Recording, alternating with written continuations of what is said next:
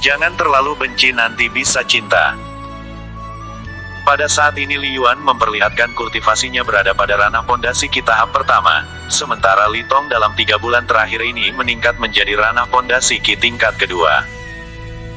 Li Tong sendiri sahabat terdekat Li Yuan tidak mengetahui sejauh mana kekuatannya, ia hanya tahu bahwa kekuatan Li Yuan jauh berada di atasnya.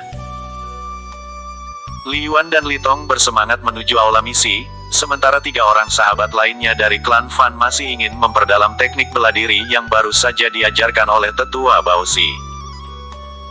Li Yuan dan Li Tong memahami tindakan mereka, untuk mendalami suatu pemahaman teknik bela diri dibutuhkan waktu dan tempat yang khusus. Umumnya para kultivator tidak akan menyia-nyiakan kondisi tersebut, karena itulah mereka belajar di sekte. Dengan kekuatannya yang sekarang, mereka berdua tiba di aula misi dengan cepat.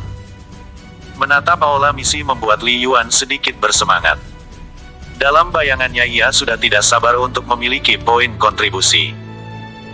Li Yuan dan Li Tong dengan mantap memasuki aula misi, di dalamnya mereka dapat melihat sekelompok murid yang tengah berbincang-bincang. Beberapa orang murid tampak terkejut melihat Li Yuan. Bukankah anak itu berasal dari paviliun Baozi? Apakah marganya Li? Bukankah dia satu klan dengan Li Ming? Tanyanya lagi. Beberapa murid mulai mempertanyakan Li Yuan. Betul, tidak salah lagi, marganya Li. Pantas saja Li Ming tidak pernah mengakui mereka sebagai bagian dari klan Li. Rupanya mereka adalah 2 murid yang terkenal sebagai murid pekerja itu. Aku rasa dia bukanlah bakat muda yang dibawa oleh klan Li, murid lain berkomentar. Hahaha, terdengar gelak tawa dari beberapa murid lainnya. Li Yuan hanya tersenyum santai menanggapi pembicaraan dari para murid, tetapi Li Tong berbeda. Ia sudah mulai sedikit kesal. Namun melihat pembawaan Li Yuan yang kalem, Li Tong tidak berani mendahuluinya. Di sudut aula misi tampak Jia Hian bersama 2 orang rekannya ikut memperhatikan. Secara kebetulan dia juga ingin mengambil misi, sebagai putri seorang tetua tentu ia tidak kekurangan sumber daya, hanya saja ia ingin mencari pengalaman. Ia tidak mau seperti katak di dalam tempurung. Ini juga merupakan misi pertamanya, namun sial di aula misi ia harus melihat Li Yuan. Setelah selesai mencatatkan misinya, ia dan 2 orang temannya beranjak pergi meninggalkan aula misi. Tanpa ia sadari tatapannya penuh benci melihat Li Yuan. Mau tak mau ia berkata, "Aku tidak menyangka orang rendahan seperti kamu selalu mengikutiku." Dalam sekejap, aula misi menjadi hening. Seorang wanita anggun berkata cukup sarkas kepada Li Yuan. Tetapi orang-orang dapat menilai jika keduanya telah saling mengenal sebelumnya. Li Yuan memfokuskan pandangannya kepada Jia Hian lalu berkata, "Cinta dan kebencian itu dibatasi oleh jarak yang sangat tipis. Ia memiliki jarak pandang yang kabur.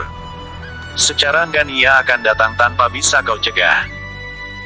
Jia Hian sedikit terkejut dengan perkataan Li Yuan di depan banyak orang. Ia tidak mengira Li Yuan akan sedikit mengekspos hubungan mereka. Jia Hian menoleh, ia tersenyum kecut. Lalu pergi meninggalkan aula misi dengan perasaan yang sulit digambarkan. 1. Meskipun Li Yuan adalah pemuda yang tampan, namun ia adalah orang yang lemah. Itu akan menjadi halangan cita-citanya untuk menjadi pendekar wanita yang tangguh. Jia Hian sudah ditinggal oleh ibunya sejak kecil, ibunya meninggal karena sakit. Sejak kecil ia sudah dimanja oleh ayahnya, ia juga memiliki kemauan yang keras untuk berlatih. Saat ini Jia Hian bersama 2 rekannya yaitu Xiu Ying dan Xiu Juan akan menuju kediamannya. Mereka akan segera berangkat menjalankan misi hari ini juga. Menurut ayah Jia Hian, mereka akan ditemani oleh murid senior Cheng Han dan Huoran. Awalnya Jia Hian menolak, namun demi keamanan tidak salahnya berjaga-jaga. Tetua Jiafu juga meyakinkan bahwa kedua murid senior hanya akan memantau saja, tidak akan mencampuri urusan Jia Hian. Di dalam aula misi, Li Yuan melihat papan misi. Ada beberapa misi yang cukup menarik baginya yang terpampang di papan misi tersebut. Ada misi yang membunuh hewan bis tingkat 3 hingga tingkat 5, serta misi membunuh penjahat mawar hitam yang memiliki ranah pendekar raja. Li Yuan tertarik dengan misi membunuh bis tingkat keempat, yang sebanding dengan kultivator ranah pendekar raja. Petugas yang mencatat misi sedikit terkejut dengan misi yang dipilih oleh Li Yuan. "Apakah kau tidak salah mengambil misi?" ucap petugas atau diaken tersebut memastikan. "Aku sudah yakin dengan pilihanku," kata Li Yuan mantap. "Sebaiknya kamu ganti dengan yang setara dengan kemampuanmu. Bis tingkat 4 berada di atas jangkauanmu," ucap petugas pencatatan sekali lagi. "Terima kasih atas perhatian murid senior. Junior ini sudah yakin dengan pilihan sendiri," ucap Li Yuan yang kokoh mempertahankan pilihannya. Baiklah jika demikian. Namun kamu harus membuat surat pernyataan," ucap petugas tersebut sambil mengeluarkan lembar pernyataan. "Baiklah," jawab Li Yuan singkat. Kemudian ia dan Li Tong membuat kesepakatan yang dituangkan ke dalam lembar tersebut. Setelah keduanya selesai memberikan pernyataan, mereka mendapatkan semacam token khusus yang berguna untuk mencatat poin kontribusi. Saat ini poin pendapatan mereka adalah 0, menjalankan misi membunuh bis tingkat keempat akan menerima 100 poin kontribusi. Li Yuan dan Li Tong berjalan keluar dari aula misi dengan santai, keduanya tampak percaya diri. Para murid lain yang menyaksikan, hanya tersenyum mencibir. "Paling hanya misi tingkat 3, ucap seorang murid tampak meremehkan. Seorang murid lainnya yang cukup dekat dengan petugas pencatatan, segera menanyakan perihal misi yang diambil oleh Li Yuan. "Apa?" Tiba-tiba terdengar suara dari seorang murid yang tidak percaya dengan apa yang baru saja ia dengar. Setelah sang petugas pencatatan menunjukkan surat pernyataan Li Yuan, barulah ia percaya. Seisi aula misi menjadi hening sejenak, sebelum seorang murid lainnya berkata, "Heleh, dia hanya mencari mati. Kekuatannya saja masih dipondasi Ki, bagaimana ia bisa melawan tingkat raja?" Para murid lainnya mengangguk, tindakan konyol Li Yuan hanyalah mencari kematian. Di sisi lain, Jia Hien beserta kelompoknya yang berjumlah 5 orang sudah bergegas meninggalkan Sekte Laohu. Mereka berlima menjalankan misi membunuh penjahat dari kelompok Mawar Hitam. Kelompok tersebut dipimpin oleh seorang penjahat yang bernama Zi Hong. Mereka kerap menculik wanita untuk dijual dan dijadikan budak di kota Yusu. Li Yuan tidak mengetahui tentang misi yang diambil oleh kelompok Jia Hien, namun tanpa ia ketahui secara kebetulan mereka memiliki daerah tujuan yang sama, yaitu kota Yusu. Akhir-akhir ini beberapa warga kota Yusu yang berada di daerah pegunungan Juewu mengalami serangan bis serigala perak. Bis tersebut menyerang secara berkelompok, kekuatannya yang berada pada kategori bis tingkat 4 membuat warga kesulitan. Apa yang terjadi di aula misi dengan cepat menyebar ke beberapa paviliun, bahkan Li Ming dan anggota klan Li lainnya hanya bisa menggelengkan kepala. Menurut mereka tindakan Li Yuan dan Li Tong tidak hanya tindakan bodoh, melainkan tindakan konyol.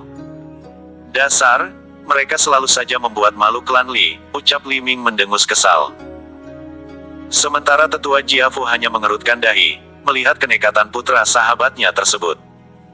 Untungnya mereka memiliki daerah tujuan yang sama. "Jadi aku bisa menjaga mereka sekaligus," batin Jiafu. Sebagai seorang ayah, ia tentunya tidak akan melepas begitu saja putrinya. Menurut rencananya ia sudah menyertakan 2 orang murid senior untuk bergabung dengan kelompok putrinya. Penjahat Mawar Hitam. Li Yuan dan Li Tong berjalan menuju kota Yusu dengan penuh semangat. Mereka mengingat sensasi berburu di Gunung Guntur yang biasa mereka lakukan sejak kecil.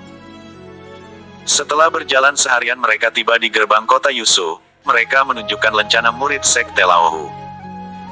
Dengan mudah mereka masuk ke kota Yusu tanpa prosedur berbelit.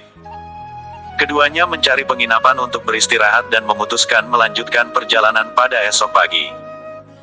Mereka berdua menuju meja penerimaan tamu untuk memesan kamar. Tiba-tiba seorang pelayan wanita menghampiri Li Yuan. Maaf tuan, apakah tuan-tuan berasal dari Sekte Laohu?" tanya pelayan tersebut ragu-ragu. Li Yuan menoleh, diam sejenak lalu menganggukkan kepalanya. Iya benar. Li Yuan sebenarnya ingin menyembunyikan identitasnya, namun setelah mendengar pertanyaan dari pelayan wanita di depannya ia berubah pikiran. "Baguslah jika begitu," ucap pelayan tersebut dengan tenang.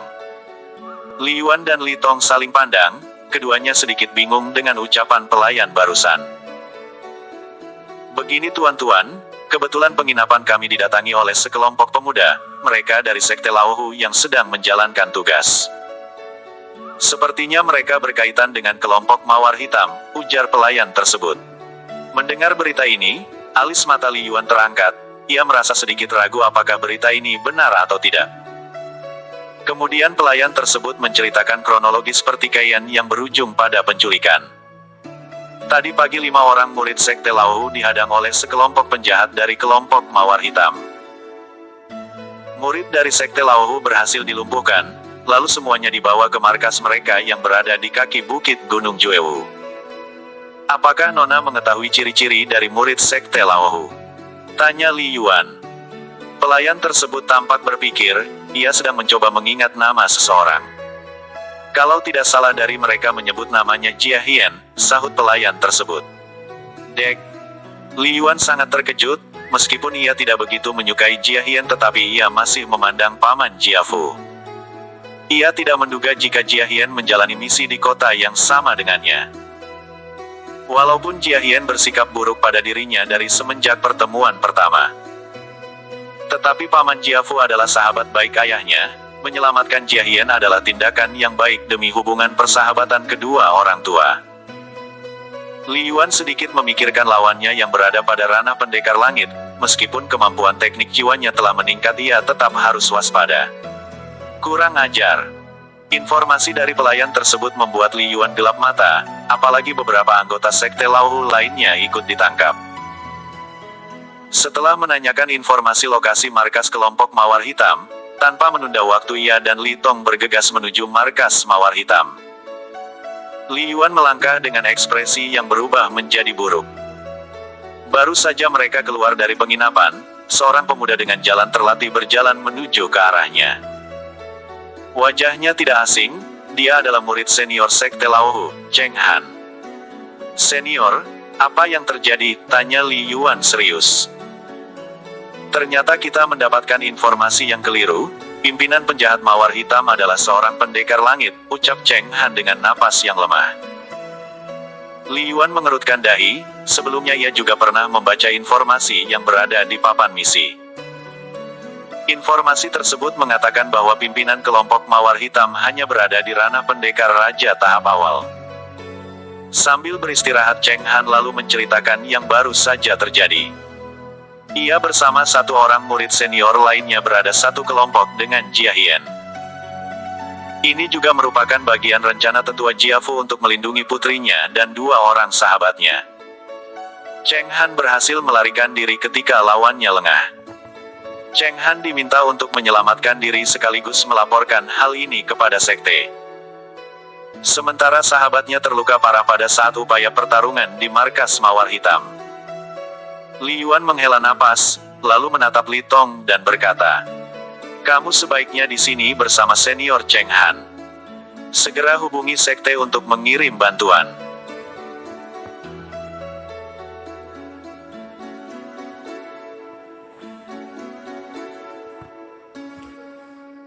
Li Tong mengiyakan tanpa banyak bertanya, situasi seperti ini tidak mudah baginya. Membiarkan Li Yuan sendiri menuju markas adalah tindakan berbahaya, sementara nasib murid lainnya kini sangat membutuhkan pertolongan. Li Yuan melangkah pergi meninggalkan mereka, sebuah senyuman terlukis di bibirnya.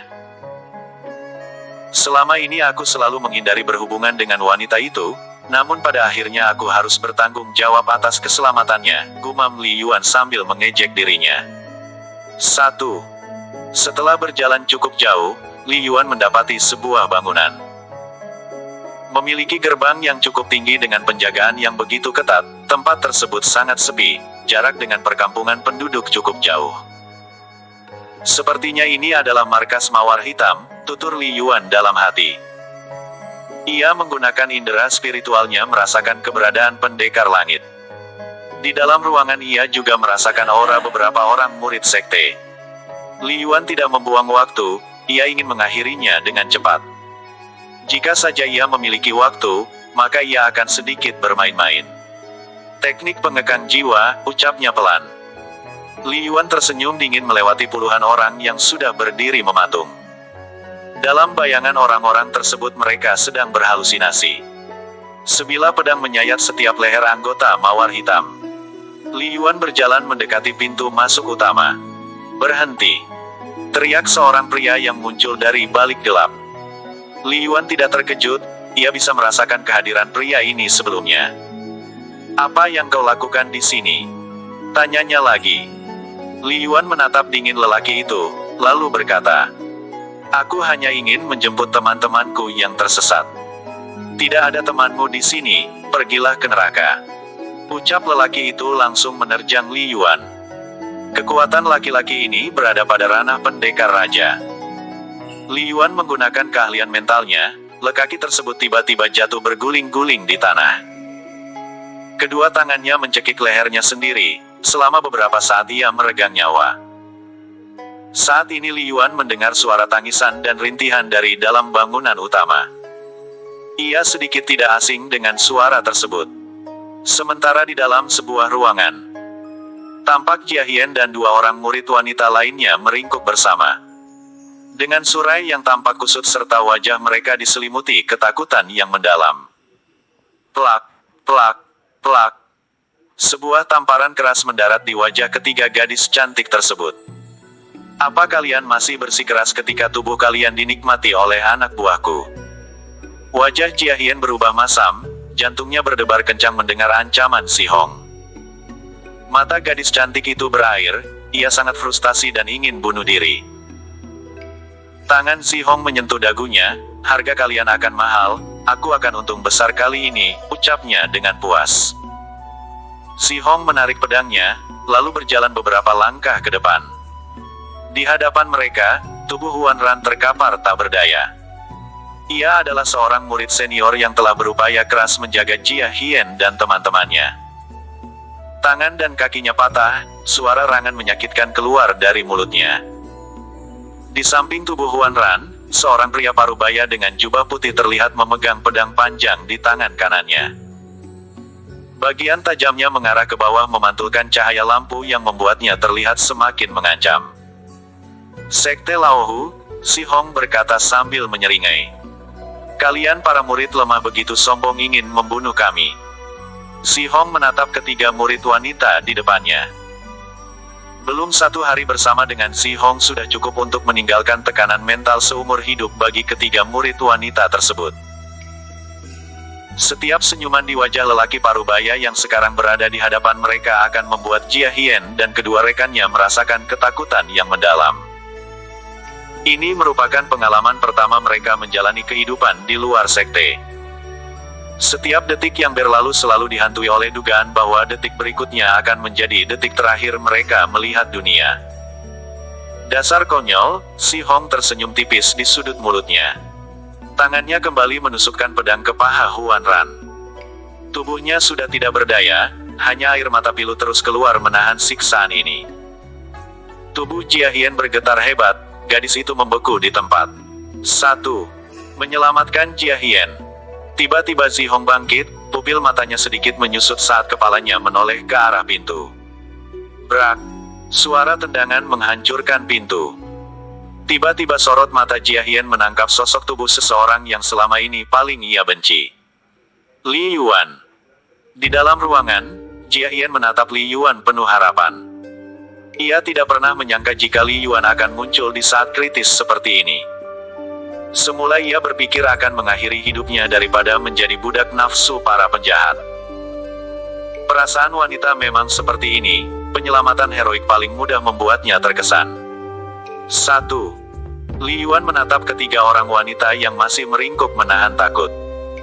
Di lantai, sesosok tubuh tak berdaya, aura kehidupannya sangat lemah. Li Yuan merasakan hatinya seperti tertusuk ribuan jarum.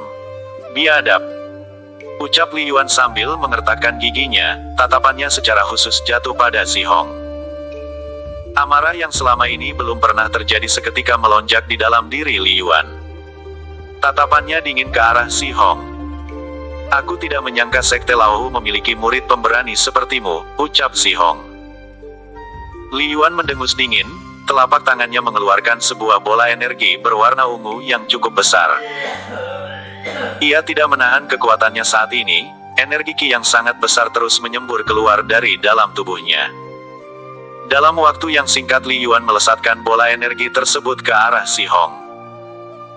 Serangan tersebut membawa kekuatan yang sangat ganas, namun ada hal yang berbeda jika diperhatikan secara seksama. Duar.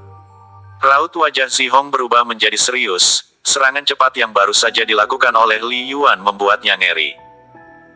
Tidak hanya menghantam dadanya dengan keras namun ada efek lain yang ia rasakan.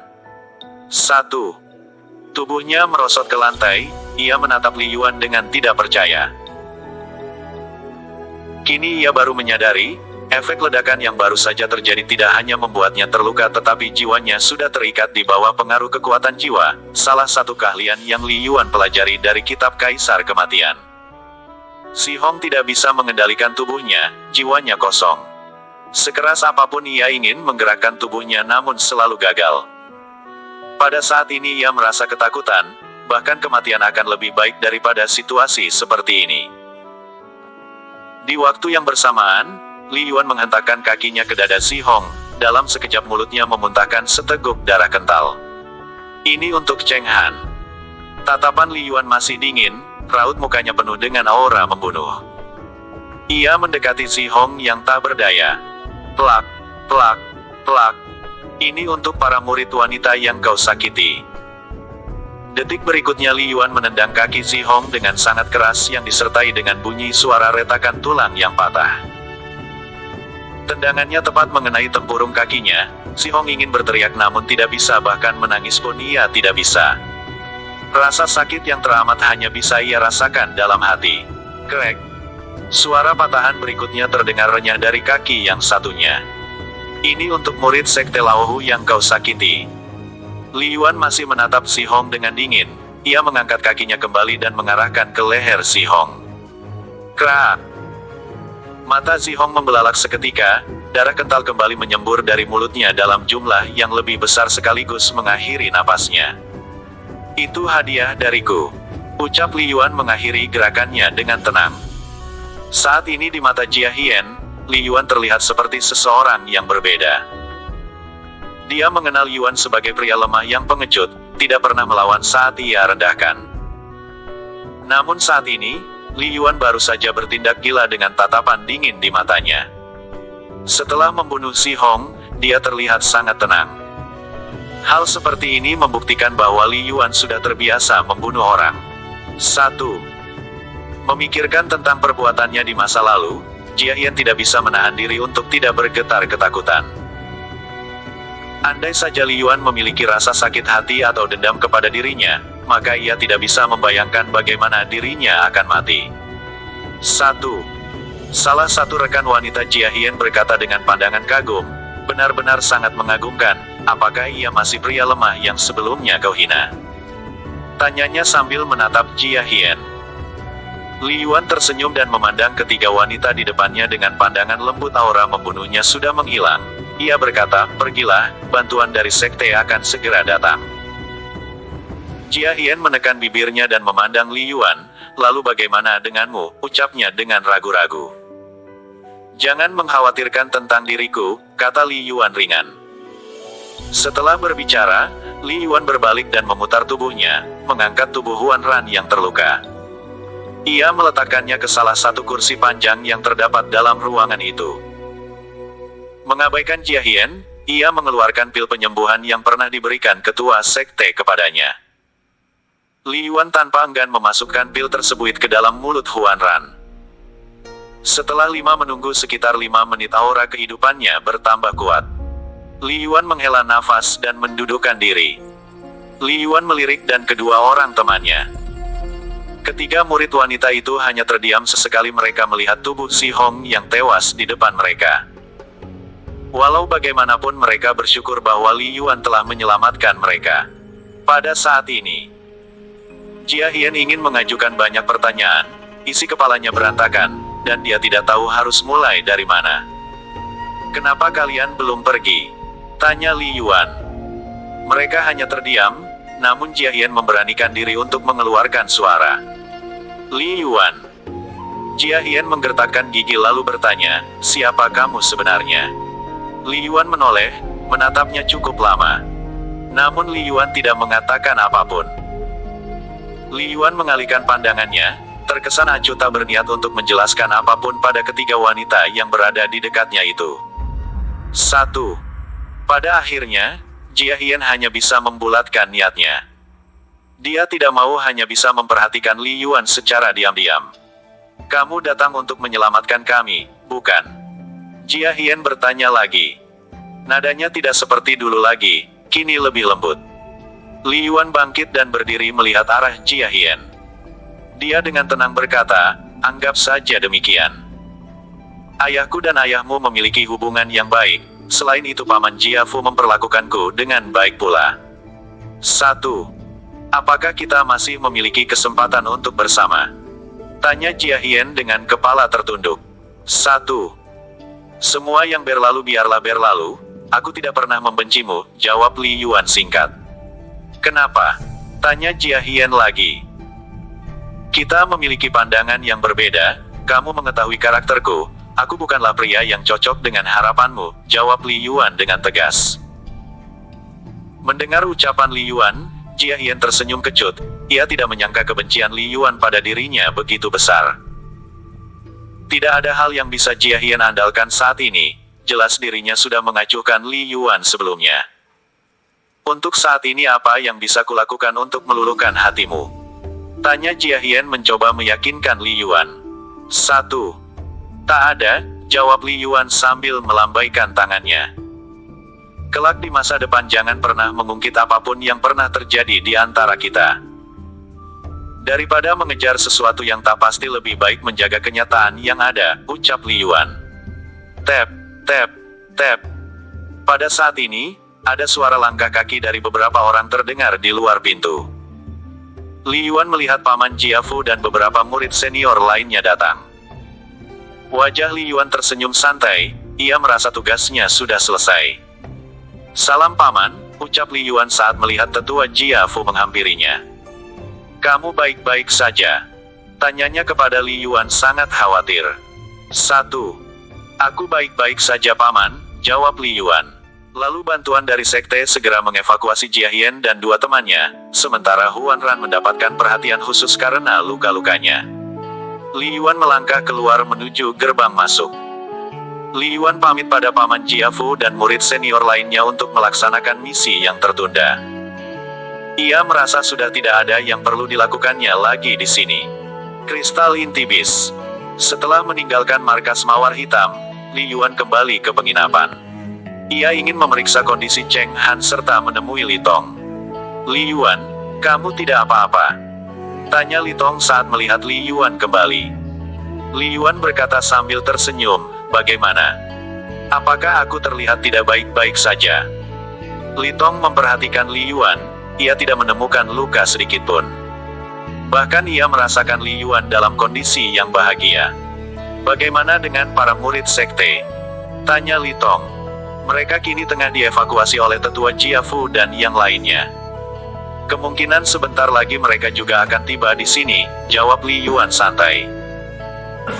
Li Yuan tidak banyak bicara di hadapan Li Tong, setelah menanyakan kondisi Cheng Han ia segera memasuki kamar penginapan. Sebelumnya Li Tong sudah mengatur kamar untuk mereka beristirahat malam ini. Saat ini Cheng Han berada satu kamar dengan Li Tong, memudahkan Li Tong untuk merawatnya. Tidak lama Li Yuan memasuki kamarnya, rombongan murid sekte Lao Hu tiba. Dalam rombongan tersebut terdapat Jia Hian dan dua orang rekannya. Sementara Huan Ran berada di atas tandu khusus. Malam ini mereka rencananya bermalam di penginapan ini sambil menunggu kondisi Huan Ran baikan. Beruntung Huan Ran tertolong pada saat kritis, jika saja Li Yuan tidak menyelamatkannya tepat waktu maka bisa dipastikan ia akan tewas. Setelah situasi mulai terkendali perbincangan tentang Li Yuan kembali mencuat. Mendengar Li Yuan telah memusnahkan organisasi Mawar Hitam seorang diri, Li Tong sedikit bergidik. Sebagai saudara dan teman dekatnya, ia tidak menyangka Li Yuan memiliki kemampuan yang sangat menakutkan. Li Tong mengetahui bahwa Li Yuan sangat kuat, Namun jika menghancurkan markas mawar hitam seorang diri, tetaplah sangat mengejutkan. Setelah memusnahkan kelompok mawar hitam, Li Yuan kehilangan energi spiritual yang sangat banyak. Pada pertarungan sebelumnya, ia mengeluarkan bola energi dan teknik jiwa. Saat ini ia tidak memiliki pil maupun ramuan khusus. Di dalam cincin penyimpanannya sudah tidak menyimpan batu energi. Aku benar-benar miskin, ucap Li Yuan dalam hati. Menghiraukan tentang sumber daya, ia menggunakan pernapasan yin dan yang untuk berkultivasi. Di sisi lain Jia Hian dan kedua sahabatnya sudah mulai bersikap biasa, meskipun bayangan penculikan masih belum seutuhnya lepas dari ingatannya. Aku ternyata keliru menilai Li Yuan, orang macam apa dia. Bahkan orang seperti ayahku saja akan kesulitan jika berada pada posisinya. Batin Jia Hian penuh penyesalan. Sekarang dia benar-benar yakin kalau Li Yuan adalah seorang pemuda yang berbakat. Di dalam kamar tersebut, dua sahabatnya sedang melakukan perbincangan hangat yang dimulai sejak kepergian Li Yuan di markas mawar hitam. Nampak ada ketidakpuasan di wajah Jia Hian. Dia berpikir bahwa Li Yuan hanya bersikap sakit hati atas sikapnya yang sebelumnya. Lihat saja nanti, aku akan buktikan bahwa kamu akan melirikku, gumam Jia Hian dalam hatinya. Lalu Jia Hian menuju kamar mandi untuk membereskan dirinya yang sudah tidak karuan. 1. Kultivasi Li Yuan harus terhenti saat hari mulai pagi. Ia melihat sinar matahari sudah menembus sudut-sudut kamar tidur penginapan. Ia segera bangkit dari tempat tidurnya, menuju kamar mandi yang terletak di dalam kamar penginapan. Suhu udara yang dingin membuat air sangat menyegarkan membasuh tubuhnya, membuat nyaman sekujur tubuh. Selesai mandi ia mengeringkan badan dan berdiri di depan kaca sambil memperhatikan wajahnya yang berubah. Di usia yang ke-17 tahun ini ia lebih tampan dan postur tubuhnya mulai terbentuk sebagai lelaki dewasa. Jika dulu ia cuek dengan penampilan, kini ia sudah mulai berbenah memperbaiki penampilannya. Sepertinya sudah terlalu lama aku meninggalkan diriku, gumam Li Yuan dalam hati. Li Yuan menggunakan setelan pakaian berwarna putih, serasi dengan warna kulitnya. Rambutnya yang panjang ia ikat rapi, mengesankan aura pendekar. Li Yuan menuju ke kedai yang berada di penginapan bersiap untuk sarapan pagi. Li Yuan memilih menu sederhana dengan campuran daging untuk menu sarapannya. Tidak beberapa lama, Jia Hian dan dua sahabatnya tiba di kedai yang sama. Melihat Li Yuan, tatapan Jia Hian sedikit terpana dengan penampilan Li Yuan, pemuda yang ia anggap kampungan. Namun reaksi Li Yuan biasa saja, saat ini ia sudah tidak menghiraukan tatapan Jia Hian. Baginya ia hanya berbuat tanpa beban, tidak memikirkan hal-hal sepele. Ia sudah bisa menilai siapa saja yang tulus dengannya dan siapa saja yang menebar mulut manis. 1. Pagi ini, di tempat makan yang sama beberapa murid senior sekte Laohu juga berkumpul. Mereka berjumlah 10 orang dan berasal dari paviliun tetua Jiafu. Li Yuan tidak mendapati Li Tong bersama mereka, mungkin ia masih membantu merawat Huan Ran yang terluka. Hampir dalam waktu yang bersamaan, tetua Jiafu terlihat memasuki kedai makan. Melihat Li Yuan, ia tanpa segan menghampiri meja makannya. Selamat pagi paman, ucap Li Yuan menyambut kedatangan tetua Jiafu. Pagi juga, bagaimana istirahatmu? Tanya tetua Jiafu. Sebenarnya tetua Jiafu ingin sekali bertemu dengan Li Yuan dari semalam. Mendengar Li Yuan tengah beristirahat, ia tidak mau mengganggunya.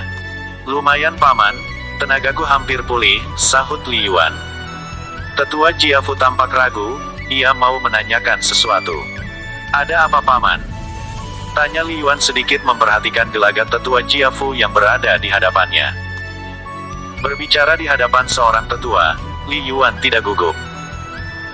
Setelah beberapa kali menghadapi pertarungan dan membunuh lawannya, mental ksatria di dalam dirinya mulai mengakar menjadikan ia sebagai sosok pria dewasa. Mengenai kekuatanmu yang luar biasa itu, ucap tetua Jiafu dalam posisi bingung. Li Yuan memahami maksud tetua Jiafu lalu menarik napas perlahan. Ia tidak mungkin menutupi terlalu dalam kemampuannya di depan Jiafu. Baginya tetua Jiafu sudah seperti ayahnya sendiri. Li Yuan melepaskan aura inti ki tahap awal. Luar biasa. Kamu memang mewarisi bakat ayahmu, ucap tetua Jiafu penuh kekaguman. Semakin aku melihatnya, semakin aku tidak mengerti, gumam tetua Jiafu. Kamu juga bisa menyembunyikan kekuatanmu di ranah sekarang, berarti kamu memiliki kemampuan seperti ketua sekte, lanjut tetua Jiafu dengan semangat.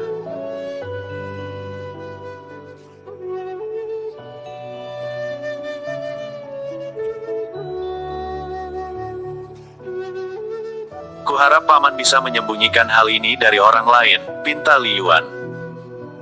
Kamu tidak usah khawatir, setiap orang memiliki rahasia masing-masing, kata tetua Jiafu. Tetua Jiafu tentu dapat merasakan jika Li Yuan memiliki kekuatan internal yang kuat yang tidak sesuai dengan usianya, tetapi mengingat waktu yang dia habiskan untuk mempelajari seni bela diri, bagaimana dia bisa-bisa memiliki kekuatan yang begitu hebat. Tentu saja, setelah berada di Sekte Laohu, dia akan menjadi lebih kuat dengan kecepatan yang luar biasa. Ini adalah perkembangan yang tidak berani dia bayangkan. Sayang sekali putrinya menyia-nyiakan bakat seperti ini.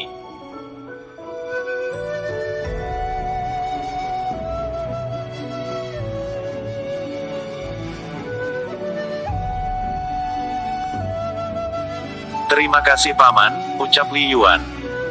Secara pribadi akulah yang harus berterima kasih, kamu telah menyelamatkan Jia Hien, ucap tetua Jiafu dengan tulus sambil mengeluarkan sesuatu. Ini terimalah. 1. Apa ini paman? Tanya Li Yuan melihat sebuah batu kristal seukuran kepalan tangannya. Ini adalah inti bis elemen jiwa. Aku mendapatkannya beberapa tahun yang lalu saat di Gunung Hua, ucap tetua Jiafu. 1.